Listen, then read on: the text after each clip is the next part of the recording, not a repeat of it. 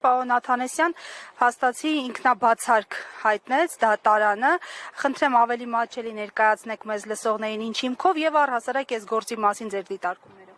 Ինքնաբացարկի հիմքը դա օրենքի միանշանակ բան էր, քանի որ դատավորը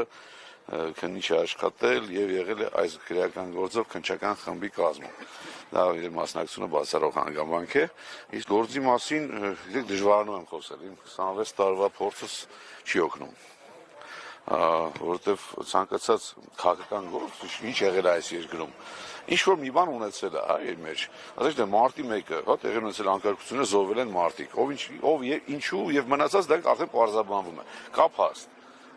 անգամ Արմեն Աշտանյանի մյուս գործը որ ծիծաղելու է բայց կա ինչ որ մի հատ գումար որով գնվել է գույք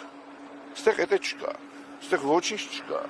Ես կալանքի նիստի ժամանակ, քանի որ փողերի լվացման մեղադրանք կա, խնդրեցի քննիչին ցույց տալ, որ այս փողն է կեղտոտ։ Ցույց չտվեց։ Որովհետև կամ կառավարությունը վարկ է տվել, կամ վաճառել են գույքը եւ կոպեկ վերադարձել են պետական բյուջե։ Սա ուղղակի մի բանի մասին է վկայում, որ գործող իշխանությունը այնքան են խելառել իրենց անպատժելիությունից, որ արդեն էական չի ինչ գործ, ինչի մասին է, կա հանցանք, թե չկա հանցանք, թեկուզ նոմինալ, թեկուզ մի երևույթ, որը կասկածելի է։ Պետք է մարդ կալանավորում են ցանկացած ձևով։ Գործ չկա ու չի կարող լինել, որտեղ ամեն ինչ այնքան օրինական է եղել, ինչ ասեմ։